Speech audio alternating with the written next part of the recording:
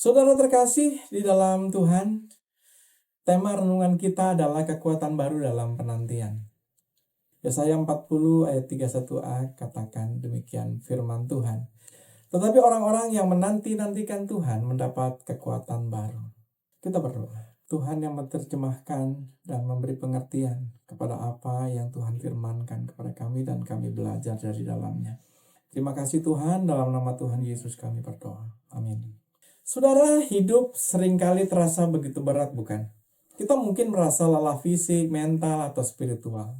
Tantangan datang silih berganti membuat kita merasa seolah-olah kekuatan kita terkuras habis. Bahkan orang-orang muda dan kuat pun bisa jatuh dan tersandung. Di dalam ayat 30 atau ayat sebelumnya, di sana dikatakan orang-orang muda menjadi lelah dan lesu dan teruna-teruna jatuh rebah. Ini adalah kenyataan hidup. Namun di tengah kelemahan itu ada janji yang mengubahkan segalanya. Janji ini bukan tentang bagaimana kita akan menemukan kekuatan dari diri kita sendiri, tetapi apa yang akan Tuhan lakukan ketika kita menanti-nantikan Tuhan. Kata menanti-nantikan di sini dalam bahasa asli Ibrani lebih dari sekedar berdiam diri. Itu berarti berharap dengan penuh keyakinan, mengikatkan diri atau memperbarui hubungan dengan Tuhan. Ini adalah tindakan aktif dari iman, di mana kita melepaskan beban kita, mengakui keterbatasan kita, dan dengan sengaja memalingkan mata kita kepada Tuhan sebagai sumber satu-satunya. Penantian ini adalah saat di mana kita berhenti mengandalkan kekuatan diri kita sendiri dan mulai bersandar pada kekuatan Tuhan yang tidak terbatas.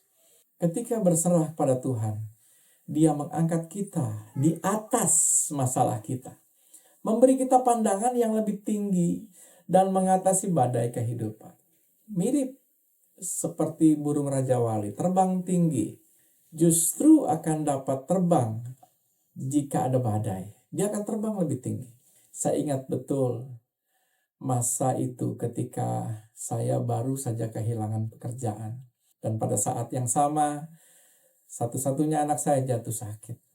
Beban keuangan dan emosional terasa begitu sangat berat hingga rasanya saya tidak bisa mengambil langkah lagi. Setiap pagi saya bangun dengan rasa lelah yang luar biasa, seolah-olah semua energi dan semangat saya sudah terkuras habis pagi itu. Saya mencoba mencari kekuatan dari mana-mana, membaca buku motivasi, mengatur jadwal dengan lebih baik, bahkan mencoba memaksa diri untuk lebih kuat. Tapi semua itu hanya bertahan sebentar, seperti mengisi ember bocor rasanya.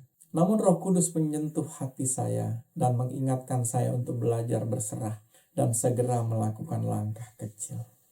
Setiap pagi sebelum memikirkan masalah, saya menenangkan diri dan menyerahkan hari itu kepada Tuhan. Saya berhenti menyalahkan diri saya atas kelemahan saya dan mulai mengakui kekuatan Tuhan yang sempurna di dalam kelemahan saya. Dan saudara tahu secara ajaib, perubahan mulai terjadi. Ini bukan berarti masalah saya langsung hilang secara instan, tapi cara pandang dan energi saya diperbaharui Tuhan. Kita ingat Tuhan Yesus memberi teladan utama dalam menanti-nantikan Tuhan dan menerima kekuatan baru. Bukan melalui kepasifan, tetapi melalui penyerahan dan ketaatan radikal kepada kehendak Bapanya. Sepanjang pelayanannya secara konsisten, Ia sering menarik diri untuk berdoa dan menyendiri. Menunjukkan bahwa sumber kekuatannya bukan dari dirinya sendiri, melainkan dari persekutuan intim dengan Allah Bapa. Teladan puncaknya terlihat di Taman Getsemani, di mana dalam kelemahan dan kepedihan yang luar biasa, Dia memilih untuk berserah. Dia mengatakan, bukan kehendakku, melainkan kehendak-Mu lah yang terjadi. Dan setelah penyerahan itu, kekuatan ilahi datang kepadanya melalui malaikat. Lukas 22 ayat 43, yang memampukan Kristus. Saudara, jika kita merasa lelah hari ini, ingat janji dalam Yesaya ini bahwa jangan mencoba untuk menguatkan diri kita sendiri. Fokuslah untuk menanti-nantikan Tuhan dalam momen doa, dalam keheningan, dalam membaca firman-Nya. Ikatkan kembali diri kita kepada Tuhan. Ketika kita menanti-nantikan Dia akan melakukan bagiannya. Dia akan memperbaharui kekuatan kita dan memungkinkan kita untuk terbang lebih tinggi, berlari dan berjalan dalam iman yang tidak tergoyahkan. Amin. Mari kita berdoa. Tuhan, Kalau Tuhan memberikan kekuatan, kami bersyukur Tuhan. Terima kasih.